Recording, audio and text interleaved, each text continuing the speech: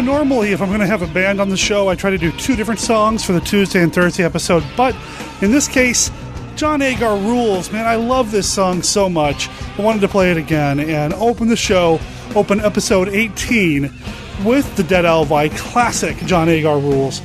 I am Derek M. Cook. This is Monster Kid Radio, and this is part 2 of our discussion with Dr. Gangrene, a.k.a. Larry Underwood, about the John Agar film Tarantula from Universal, directed by Jack Arnold. We're going to dive back into that here in a second.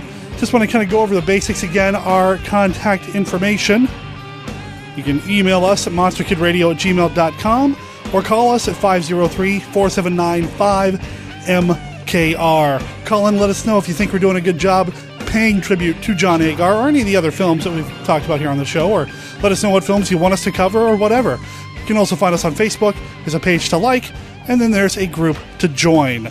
Links to everything that we talk about here on the show will be on our website at monsterkidradio.net. That'll include links to Dr. Gangrene's site, his Amazon author page, as well as to the page for the Dead Elvi. And I don't think I mentioned this last time around.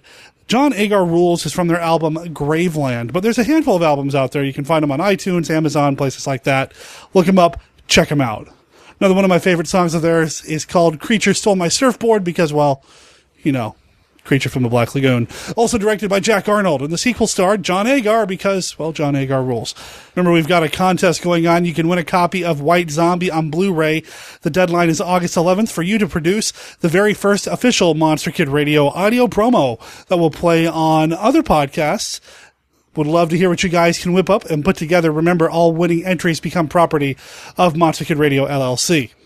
We're going to get into part 2 of our discussion of Tarantula with Dr. Gangrene here in a second. But before we do that, I want to tell you that in less than a week from now, the newest episode of 1951 Down Place, the monthly Hammer Films podcast that I do with Scott Morris and Casey Criswell, will have been released. You can learn more about that podcast at 1951downplace.com. I bring it up because in this episode of Monster Kid Radio, Casey joined us to play a round of the Classic 5. All right, so here's the card game. Here's the game that we do on Monster Kid Radio, Casey. It's 5 rapid-fire questions that have to do with, well, classic monster movies, the kind of stuff that we cover on Monster Kid Radio. I've got about 65 questions now, all written down on various note cards, shuffled randomly. I'm going to draw 5 questions. I'm going to ask you these questions, and you just give me the answer that comes to the top of your head as quickly as possible.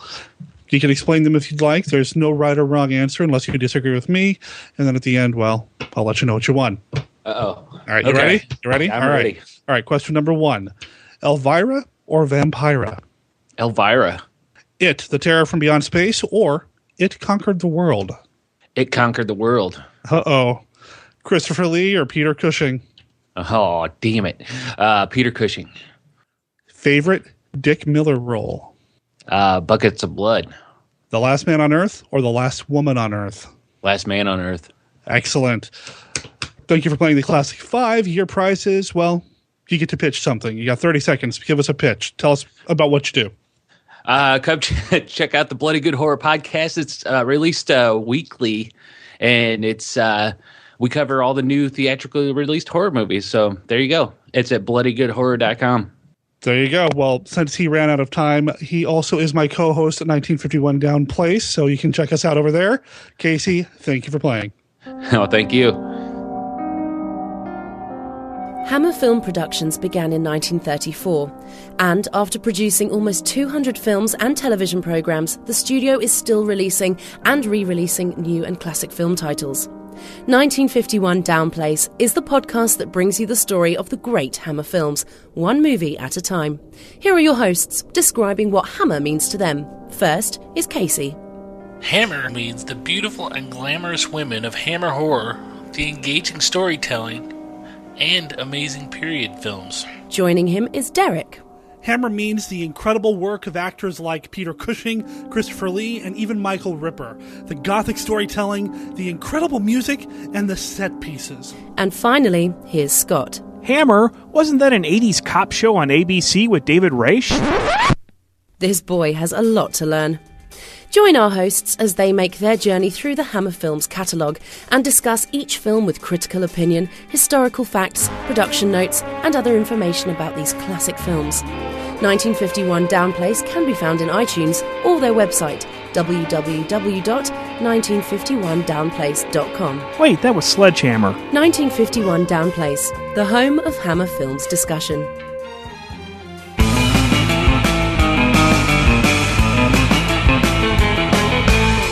When did you first see this movie? Oh, I saw it as a kid on a television, some creature feature on TV. We had a show on afternoons called The Big Show here in Nashville. And I probably saw it. That's where I saw most of the Universal movies was weekday afternoons on The Big Show. Mm-hmm. So probably there. And was this something that you ended up showing when you had your own show? Because, our listeners, I introduced you as Dr. Gangrene. Larry has been a horror host for how many years? I did it for 13 years. I never showed Tarantula. I almost got to show Tarantula. It was one. It was on the list of movies that I most would have wanted to show if I could just choose anything to show. We were offered the Universal package of films, the same ones that Svengoolie is still showing, has shown for the last couple of years. Universal offered the station, our local WB, that same package, but we couldn't get our local sales force behind us. I didn't have the kind of support that he does up there. He works at the station, and so, it's a little easier to get the behind you when you work there.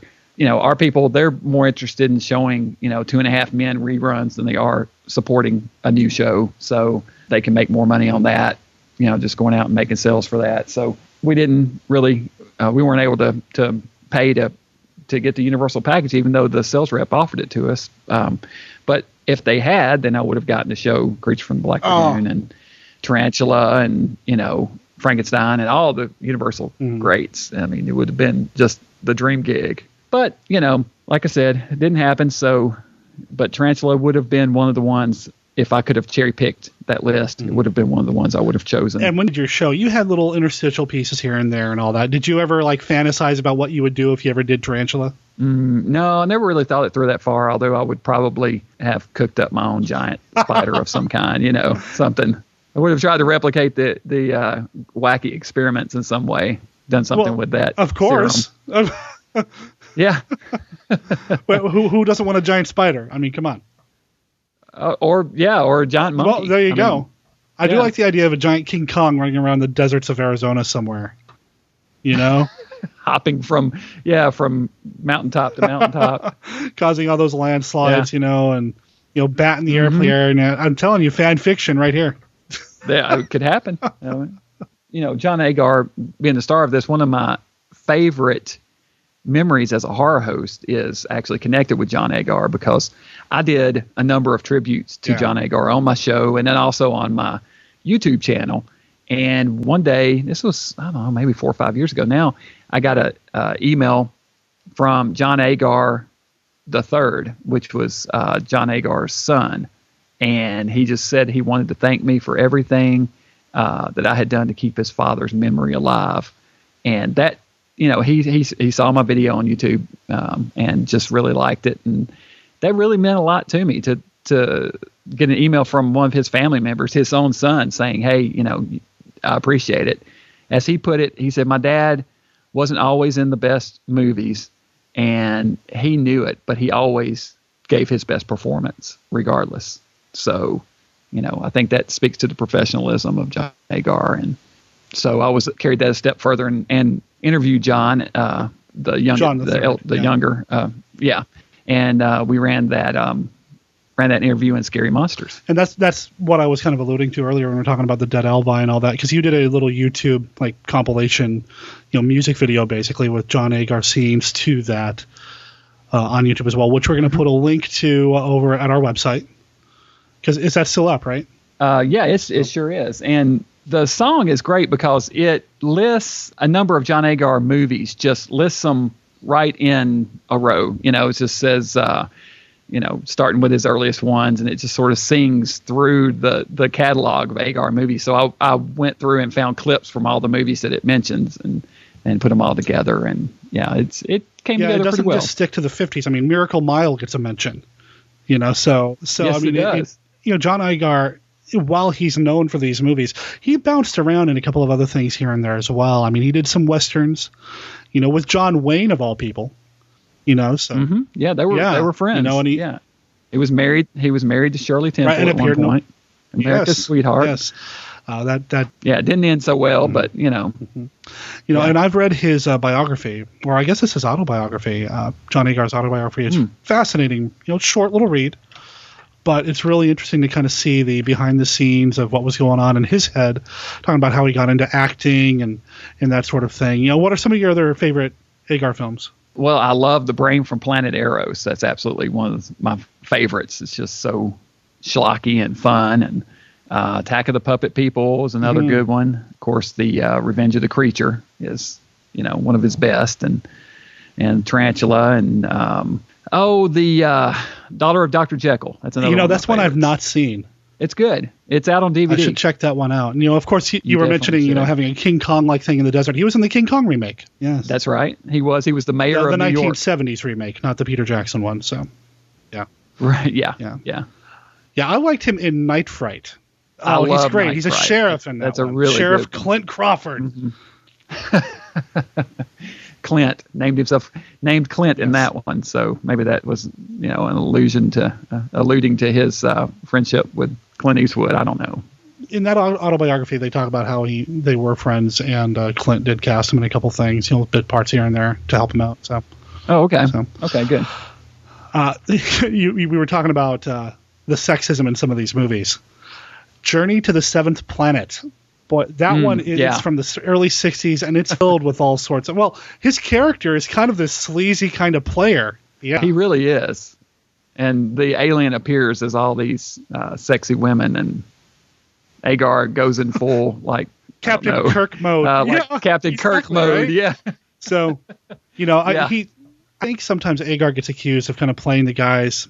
the same way, but I don't think that's true in these movies. I think there are layers and there's some subtleties that differentiate the characters, at least for me when I watch these movies. Well, he's a pretty limited actor, but what he did, he did really well. And, he's very charismatic and he very much is a man's man, a hero, played that role in most of his movies. So, it's not his fault he was cast as the leading man in action films.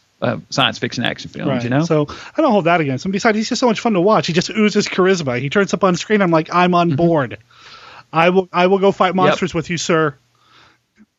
Absolutely. Well, it's like with Tarantula. It's got its things about it that maybe they could have cut down on some of the science references and gotten to some of the Tarantula action a little quicker. But when all is said and done, it is definitely a fun movie, and it's a fun 50s ride. So. Throw this on a Saturday morning, you're good to go. When you were contacted by his son, how long ago was that? Maybe 4 or 5 years ago. I'm not exactly sure. You said you published the article, it came out in the Scary Monsters. Do you know what issue of Scary Monsters that interview was in? Number 76. So we'll. I assume you can get back issues through their website. So we'll put a link to that as well if people want to check that out. I think I've got that issue here as well. So, I would recommend checking that out because I think John Agar. Like you said, his son, I think, nailed it. He might not have appeared in the best movies. And a lot of these movies struggled with script, budget. They're low-budget affairs. He was surrounded by people who really probably didn't care as much about the genre, whatever. But I think there's an earnestness, an honesty to his performances. I met Daniel Roebuck at a Horror Hound weekend a couple of years ago, and I asked him about John Agar. And, Roebuck tells this story about how he met, John Agar and just effused all over him, and Agar turned around and said, "Hey, I appreciate you saying you like what I do, but I love what you do." And he was just really supportive and, really did not look down at the genre at this point. So, that was nice to hear because sometimes you hear these stories about these actors and actresses in these movies you love that, they just really don't care about them or whatever. It seems like Agar kind of accepted his role and his place in these and just kind of enjoyed it. Yeah, he did. And later in life, especially, he started making appearances and going to conventions and things and out on the West Coast. And, that's where people really got to see that he was just a regular down-to-earth guy. I would have too. That article that you mentioned earlier, actually, that's on my website. So if they just visit my website, there's a link to my Scary Monsters interviews I've written are on there. And there's a link on the main page that says Scary Monsters. Now, so, is that drgangrene.com? drgangrene.com. Right, so we'll make sure there's links to that as well. As far as the Tarantula, I don't think a movie like this could be made again now without tons of CG. And I feel like you'd kind of lose some of the charm with a movie like that. I don't know. What do you think? Oh, I do too. it would be it would just be a different movie. It would not have that same feel for sure. That 50. I mean, this is very much a product of the 1950s, and it's got that 1950s feel to it, and that's what makes it so. I mean, they could remake Tarantula, but it would be nothing like this. Right. I mean, they did remake the Burt I. Gordon movie, The Earth versus the Spider. They did remake that in 2001. It's not very good. So I wouldn't want to see this one remade. And you mentioned it's of the 50s, but it's not like an atomic horror kind of thing. It's not some nuclear thing did this to Tarantula. This is a real concern: overpopulation, running out of food. Yeah, but it is still science. Yeah, it is science running amok. That theme is. Yeah, I think it's interesting that you say it's so 50s, but it's when you think 50s, a lot of times you think, well, an atomic radiation blast test thing happened, whatever. That's not what happens here. This is guys are really trying to better the world by creating a giant guinea makes to eat or something. I don't know, just trying to to come up with something that's going to help humanity, and it still kind of gets out of control. Yeah. So maybe, I don't know, it's just interesting to hear you say that because it is, but it kind of bucks some of those stereotypes. It could have been interesting also had the formula worked the same on the humans as it did the animals, and had it made humans grow giant also, because then you could have had giant people walking around. Well, now you're definitely in Earth versus the Spider territory or Burt I. Gordon territory, because that's all he did was, giant animals and colossal men and all this other stuff. So, which that's true. It's good stuff. Tarantula is one of the best of its genre, definitely, for sure. Definitely. And I'm glad I got a chance to watch it, and I'm glad you brought it up and that you suggested it, because it's been so long since I had revisited it. I have it on DVD. It's one of those DVDs that you pick up because you're like, oh, I got to have this in my collection, and then it sits on your shelf in the shrink wrap for like a year. Well, that original box set of the Universal, what's it called? The Classic Science Fiction Collection, something like that, is worth a little bit of money because it's out of print, and now they've reissued it and they've put out a volume 1 and a volume 2. And that's how I have it. It's the 2 volumes. I don't have it as the big box set. Yeah, but that original box set is the one that I bought. I don't have volume 2, but yeah, it's something good to have. But I can't help but feel sorry for the Tarantula because the poor guy never had a chance. I mean, John Agar and Clint Eastwood combined against the might of the Tarantula, it had no chance. That's true. John Agar and Clint Eastwood, the formidable team. What? We'll make sure Clint Eastwood appears in the fan fiction. We'll make sure that fighter pilot shows up. There you go. Maybe he and John Agar's character went to flight school together. That sounds good. Yeah. There you go. Tarantula 2. I like don't know. Desert Boogaloo. I don't know, something. I don't know. That's yeah, I'm digging it. And there'll be zombies just because you're the zombie guy. And speaking of which, John Agar did fight zombies in Invisible Invaders, another great John Agar film. So, that's right. So there you go. If John Agar can lick a giant tarantula and zombies. And tarantula goo. Well. Okay, maybe not. Well, we've talked about fan fiction. We've talked about writing. You are now doing a lot of writing. Can people find out about that on your website? I am. They can, yeah. It's something that I've kind of always wanted to do and just sort of been in the back of my mind. So I've done various different things, and this is sort of something new, writing some short stories. And I post about those on my blog as well, on my website. So come by drgangrene.com. You can find out the latest thing that I've been doing and putting out. I've been kind of following your lead and putting these out through Kindle, through Amazon Kindle. It's kind of fun. Yeah, and people can find you on Amazon by looking up Larry Underwood, right? That's how you're listed there. That's right. And then you've been doing a regular article. Is it every month you do, or every issue in Scary Monsters? Yeah, they're quarterly. So it's a regular column in there where sometimes it's an interview, sometimes it's a article about a certain movie or topic, but yeah, it's a regular column in Scary Monsters magazine. And I do want to point our listeners in the direction of one of my favorite articles that you've written, and that was The Origin, who really created the design of the Frankenstein monster. Thanks. I had a lot of fun writing that one. That one appeared in man, I've got the issue in my bag right here in front of me. I don't remember the issue, but next to last issue from when we're doing this podcast. But is that available on your website as well? At least a point in the direction. Should be adding it soon, so maybe by the time. So keep an eye out for that, guys. Go check that out if you're interested in the Frankenstein monster and to learn a little bit more about Jack Pierce and what went on behind the scenes and in terms of the creation of the beast. And check that out as well. And again, link in the show notes for all of this. So. Do you have anything else coming up in 2013 that we should talk about? So I'll always be getting into something and writing about it on the website, so people can just check there and find out what's going on. And we'll have you back on Monster Kid Radio in the future, time allowing. You just got to pick another movie I haven't watched in a while, so I can get that kind of warm glow. I'm like, oh yeah, I do remember this one. This one was great. Well, if we can go a little further into the future, we'll pick an Amicus film and tackle that. Sounds good.